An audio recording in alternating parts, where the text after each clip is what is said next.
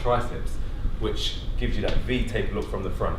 All right, and like I said, the judges are slightly a bit lower as well. So sometimes you can kind of slightly crunch a little bit over just to face down to the judges so they can see everything as well. Because imagine if you're low and you're looking up, sometimes that width is diminished with you standing up too tall. But again, it does depend on your frame at the same time.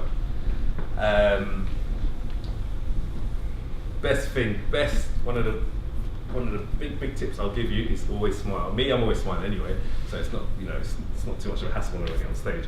But I get on stage, the first thing I do is actually smile. Have a little glimpse at the judge, and then just like look over the head, and then kind of glimpse at them now and again throughout my posing. So here, big smile. I have one hand on hip. You can have hand on hip, or you can let it go. All depends on your shape. So for me, if you've got good shoulders, a good tricep blend, I call it like the McDonald's look. All right, so like that, yeah. The McDonald's look? Yeah. He's taking it. The next time in the night, it's a Big Mac competition. Exactly, yeah. So if you've got a good kind of like shape from your shoulder to your triceps, yeah, you can see that shape. The judge would see, they'll look at your shoulder blend, they'll look at it, okay, cool, it looks good, good chest development as well. And just kind of hold it there. Like I said, with poses, always just hold your pose. Sometimes doing too much, the judges just want to see your physique. That's all they see. They don't care how hard you train or how, they just want to see your physique. Just hold it, smile, control your breathing. So for me, I've got a little breathing technique I like to do, because there might be a time when you're holding your breath and then you blow out, and then Tamer looks at you and says, "Look, he's got no abs," and then he marks you, because sometimes they've got a lot of people to judge. So they look up once, mark, look up, it could be like that, right? So for me, at all times, I control here, but that's the center point of your physique. So for me, let's pretend I'm breathing out loud, right? So you're looking here. That way, you're always engaged here, and I'm still breathing, I'm still getting oxygenated, yeah? The person next to me is like, what the hell is that noise? Yeah. So I can put them off at the same time, right? But no, on a serious note, it's about the breathing, okay? Because if you breathe out at one point, and one of the judges sees something, then you're going to get marked down, no matter if you've got abs or not, okay? You have to keep tight. I've heard the head judges say, guys, keep it tight at all times. I remember, I think, Steve at the Olympia, he goes, guys, just keep it tight at all times. That's what he said. Because if he looks up, he knows you've got abs from another show, but you get judged on that show alone, your performance of the day. So again, just to recap what I said, all right, play and work with your strengths. Either same thing, it's a bit like bikini, it is kind of bikini really, but just ball shorts on. Hips either front or slightly to the side, depending on how you look, what looks best. If you've got good obliques and your abdominals are not that great, then turn, shoulder off, okay? So either hand on hip or hand off hip. Control your shoulders through your lats, okay? Don't tense your chest. Don't tense your chest. You tense your chest, you flatten it all out, okay? Just let it be soft. Yeah, now and again, if you want to do a little check, just do that. Yeah. Don't do that. Yeah, just quickly to the back pose. Again, transitions is key as well. I'm always good with transitions. You can. For me, nice and slow. Just show a bit of presence, show a bit of character on stage as well. Because again, when it gets real close, you want to kind of sometimes attract the judge. Okay, yeah, that guy looks pretty, comfortable and confident on stage. That's something that we want to do with men's physique. But anyway, so same thing again. You can either just go straight, okay, with our feet, or you can kind of go to the side. It all depends on how your back development looks and your waist from the back as well. But one key component with your back pose, I always still tend to wipe a little bit. Don't let it go, okay? Because from the back, if you've got those lower obliques, if you tense it, it does slightly come in. Right? Just a little fraction, but trust me, that can happen, right? So slightly engage your abs, because then you'll see it come in. Do a little tester at home or something, Let your belly go from the back pose, you'll see it come out from the side. Tense it, it does come in a little bit. All right, so do a little, so say if I'm going here, if feet flat, okay? I like to kind of fit, you know like when we do a seated row? I kind of like to steer just to really feel the lats. I can feel it, because then that way if I feel it, you can see my lat there, if I feel it, and it's now touching the top of my tricep, I can then expand it. Alright, so it's the same principle. Again, we want that V-tape kind of look. And we want everything to be symmetrical as well. I've kind of mastered it where I can still put my hand on that hip and for it to still be symmetrical both sides. It's sometimes hard with your shoulders. If you haven't got that yet, and you're not comfortable with one hand hitting one off, because imagine if you put one hand here and one hand's off, something in your back won't be as symmetrical. But if you can master it, it's fine. But if you do it like this, okay, chest up, feel a little bit of tension in your lower back, all right, then you should be fine. But what I must say is get someone to take photos of your back when you hit the pose, because and if it does look good, then you have to remember that feeling. You can't see it, all right? Lean towards the judges just a little bit, because remember they're low, and you want them to be kind of facing towards you a little bit. So you feel a little tension on your lower back, chest up, and really come up and hold that pose. So I can have it there or there, all right? Oh, yeah. But you need to feel it as well, yeah? Feel it. And once you've got that feeling, and the pose is good, and you're good to go. It's not too complicated, but trust me, you do need to practice posing, because I'm telling you now, you have to work for it. I see you have to work, I'm telling you. And if you're tensing up there, you don't want to tense too hard, but you will be working up there under the lights. It gets really, really hot. So practice. Control your breathing, practice your breathing. And I practice in between my sets on the train. Simple as that. That's when I practice, and when you're actually fatigued. So when you get on stage, it's all good. Yeah? Thank you, Ryan. Thank you so much. So, sure, the judges are below you. So if you're doing a photo shoot, you're not going to pose exactly the same way that you pose when you're on the stage, because of course the camera is on the same angle, visual angle that you are. The judges are lower, so you need to take that in consideration. The second thing too is like breathing techniques. As all of them I've talked to you, is very, very important. Okay, like believe it or not, you cannot be really breathing in and out while you're facing the judges. So you're gonna learn how to breathe when on the transition poses and when you're facing the back. Okay, it's obviously not complicated, because you may be facing forward for 30-45 seconds. You're tired, so if you breathe in and out and your stomach is fluctuating during that time, it's not going to look professional. Okay, so you need to absolutely train posing. It's a good idea to train your posing after your workout, because after your workout you're tired. Okay, you're exhausted, and then you train your posing. It's the right time to do it. Okay. And pre-judging is really the most important part, because the pre-judging is the first impression that you have. It's the first time that the judges saw you. About 80% of all the judging happens during the morning show, during pre-judging. Okay, so could we revert a situation on the finals? Yes, we could, but those are unusual. Okay, it's the vast majority of the times the competitors that really place in a certain position during pre-judging will end up almost in the same position at night. You probably can move 1 or 2 positions, but if you place 10th place on pre-judging, you're not going to win the show. Okay, now if you place 2nd or 3rd, do you still have a chance? Yes, you do. But the mobility is probably, I like to say, 3 to maximum 4 placings to where you have been placed. So one of the things that you see if you have never competed again is what we call call-outs. Okay, have you guys ever heard about that expression?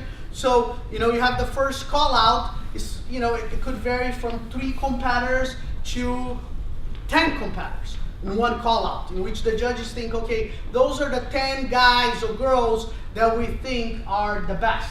Okay, so the way it would work on a normal show, for you guys that never competed, is you're going to start with your individual poses. Okay, the comparisons are a lot more important than the individual poses. A lot more important, because so many times I have seen it, even for me that's a very experienced judge, an Olympiad judge. Sometimes I think a person looks fantastic on the individual poses, but then they really don't look as good on comparisons. Okay, And it's all about the comparisons. You know, remember that. You know, it doesn't matter how amazing you look on the pictures, it's how you look compared to somebody else. That's other thing that you see very often as competitors is, you know, like you see this on social media. We're in a world of social media nowadays. Then people post a picture of a competitor, and then they post a picture of another competitor saying, oh my God, you see, I should have won the show. I look so much better than that competitor. Obviously, the person that put that, they understand nothing about, they never attend one of Tamer Elghini's seminars, because that's ridiculous. Like, you posing a presentation doesn't show on a picture. You can't show, and like Michelle said, it's a 360 degrees angle. If we could do that, we wouldn't have shows. We just have people submit pictures and tell them who's the best. You know what I mean? How ridiculous that is. So it's what people do, they choose their best picture, and then they choose the worst picture of the competitor, and they say, hey, look at this. And then they have like 1 million fans, and oh my God, you should won. That person sucked. It's like, you know, come on, you know, let's be real here, you know. So please take in consideration all these little factors that we told you. We know how much sacrifice you guys put in, how hard it is to train for a show, and I think Michelle made some very, very valid points. You know, the fitness industry is one of the most rewarding industries for you to be part of it. And of course, the competing part is the more extreme part of it.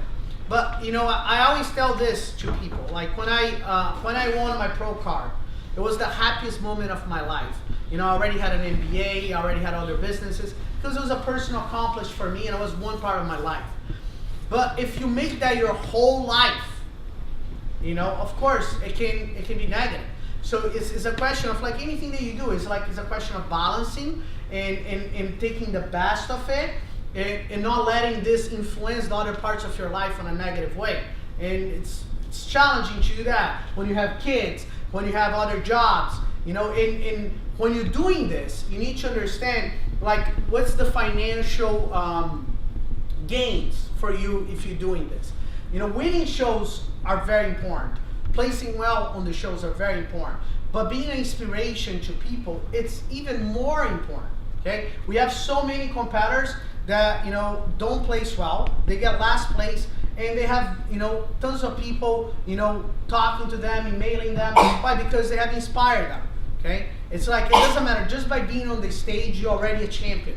You know, some people are there to win a trophy. Some people are there to overcome obesity. Some of them are there because they just, you know, won their battle with cancer, okay? So people are there for a lot of different reasons, okay? And always respect your fellow competitor. You know, the thing I miss the most about competing is the friends that I made during the way.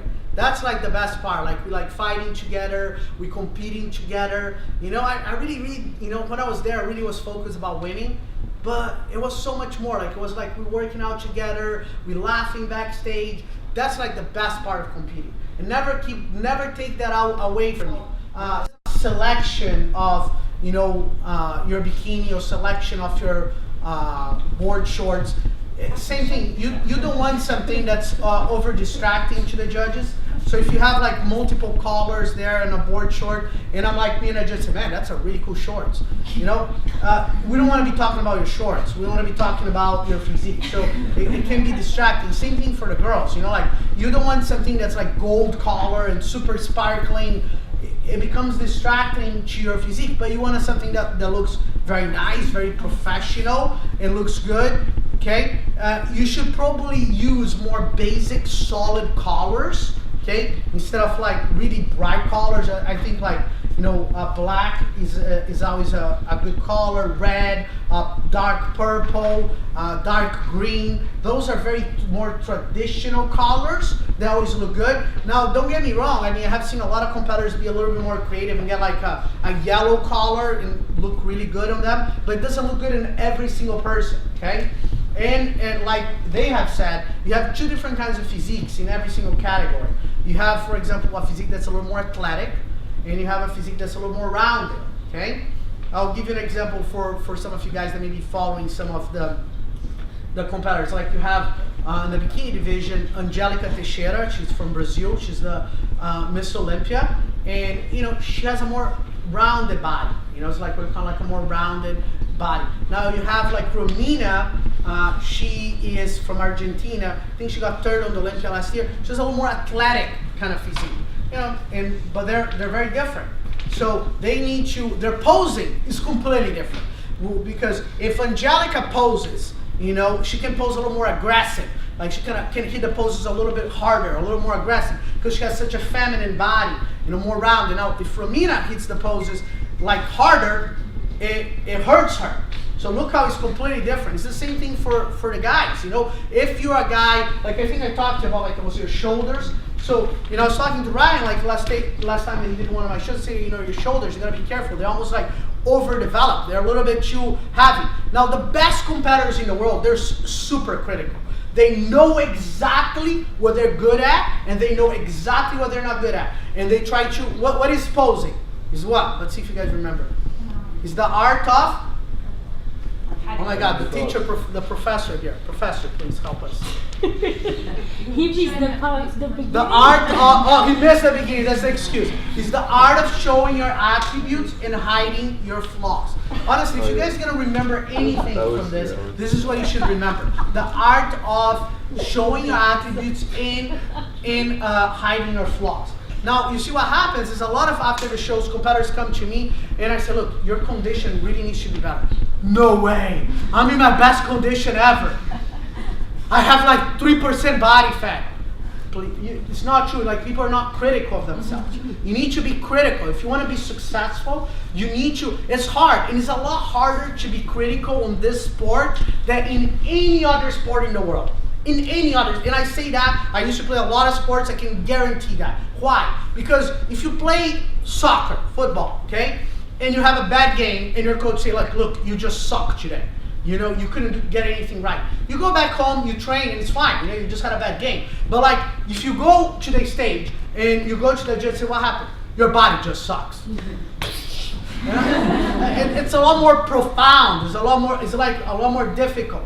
You know, because you're criticizing your body. It's a lot more personal.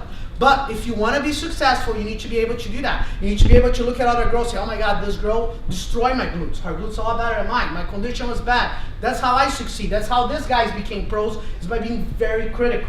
You know, not being delusional about what they're good and what they're not good. So I told Ryan, say, Ryan, your shoulders are a little bit overdeveloped for your body, okay? So what does that mean? That means that, like, you know, he's a little bit more athletic than the guys he, so he could get punished by being a little too big, a little too hard. So what he needs to do, hide that. So if he goes in on the stage and he's like, and he does like that, he's done, you know? So he needs to do everything he possibly can to make his shoulders look more subtle, smaller, and he does that through his posing, okay? His posing. One of the most famous bikini competitors, it's a girl named Amanda Latona. Does anybody have ever heard about her? So Amanda, you know, she turned pro at muscle contest in one of my shows, and then she ended up to win 10 pro shows. It's spectacular. And it's more spectacular because her genetics are really not that good. And I mean, I have told this with her sitting down the seminar. She really doesn't have the best genetics. As you advance more and more, you're seeing like those girls have like smaller waists. They're more genetically gifted. Amanda actually has a pretty large waist. Okay? You think she'll not even be able to turn pro. She ended up turning pro. And then she beat girls so much more genetically gifted than her. How did she do that? Because she was a master on posing. And remember, in bikini, you're not reading as many poses. But she was a master. She knew, like, you know, look, my waist is not the best. So when I'm posing from the front, my goal is to be like, be on the game. I just want to be like third, second. I want the judges to think, no, she's on the game. Now, I have some of the best glutes in the world. If Amanda Latona could, if she could, she'd walk on this stage like this. But she can't. She can't. So what she does, you know, because she knows her flaws, she's from the front, she poses perfectly, she hides her waist, so she's on the mix there, she's like third place, but when it comes from the back, she's looking, Tamer, now is my time. I'm coming. I'm still coming. I'm coming. Pow, pow. You know, so she's making me like focus on her attributes and kind of like hiding her flaws. That's how she wins shows, okay? that's what posing is. That's what's the art of posing, and that's for all divisions: bikini, men's physique, figure, every single one of them. You know, it's so much to study, and it's just once you go to the pros, it's even at a different level. Okay, what I mean by a different level? When you're an amateur, normally you only study your own pose. If you are really sophisticated professional, it's like a chess game. Okay, you study your opponent. So when Michelle are gonna go to the stage, she's gonna try to see, okay, let me see what's the other girls that are gonna be posing. Okay, what are the other girls that are posing and competing against me? Why do you think that's important as a professional when you go to the next level? Because if you know the attributes of your opponent and the flaws of your opponent, you're putting yourself on an advantage.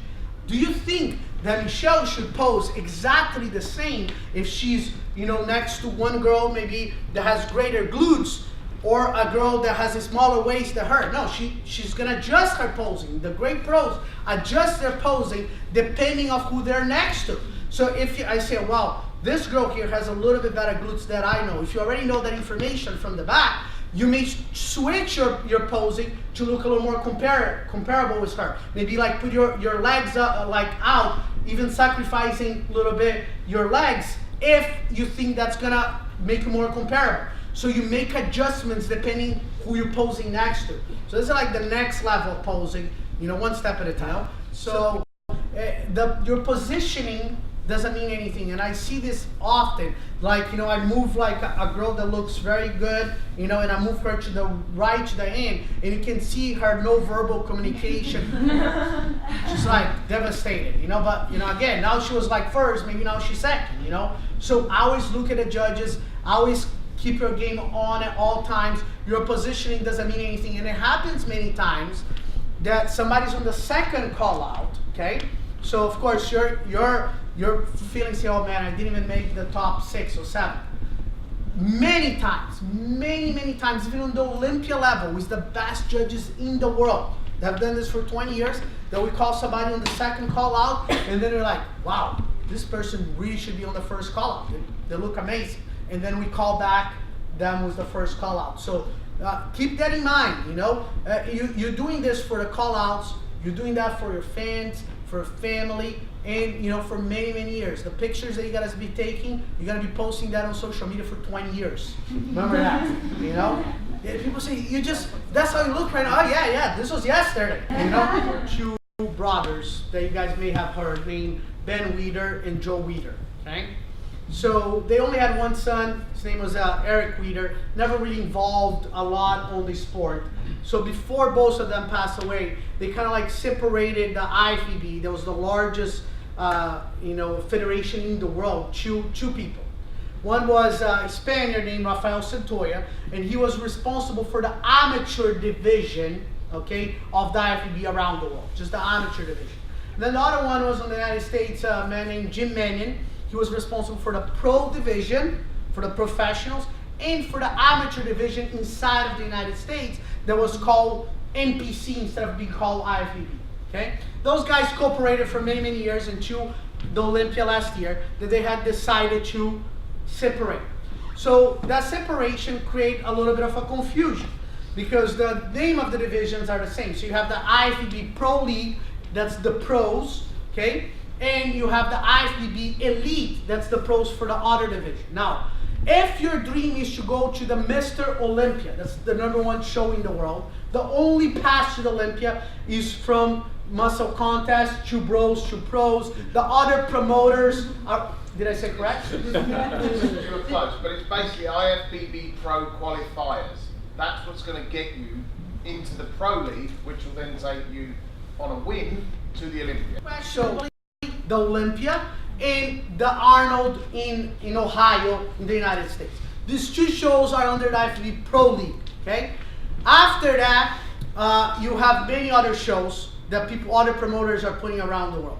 Like, so as Ian said, you have 3 Arnolds that are with the IFBB Elite League. So if you want to compete in Spain for the Arnold, then is on the IFBB, under the IFBB Elite League. So, but that's basically what it is. You know, I don't know what's going to happen. I have no doubt in my mind that we have a much better product. Our, you know, value proposition as an athlete is much better. unquestionably, the best athletes in the world compete on the IFBB Pro League. I don't think that's a question of opinion. The IFBB Elite doesn't even have, they're just starting their federation. So in terms of marketability, financial potential, I think we're like, thousands of years ahead, and that's not opinion based. That's just a businessman telling us facts. So no one, as an amateur, what defines you as an amateur is your freedom to compete wherever you want. So if you join a federation and they tell you, hey, if you compete in another show, you're gonna be suspended or punished, run away. Because those guys are like abusing you. That's like, honestly, it's like an archaic way of trying to control somebody. It'll be like I own a McDonald's and somebody owns a Burger King, and I have a guy coming to my McDonald's all the time, out of a sudden say, oh yeah, I went yesterday to Burger King. You can never come back here again, you're suspended. It's like, who does that, So that's absurd, okay? You are an amateur, you can compete anyway. Now, once you become a pro, of course it's a little bit different.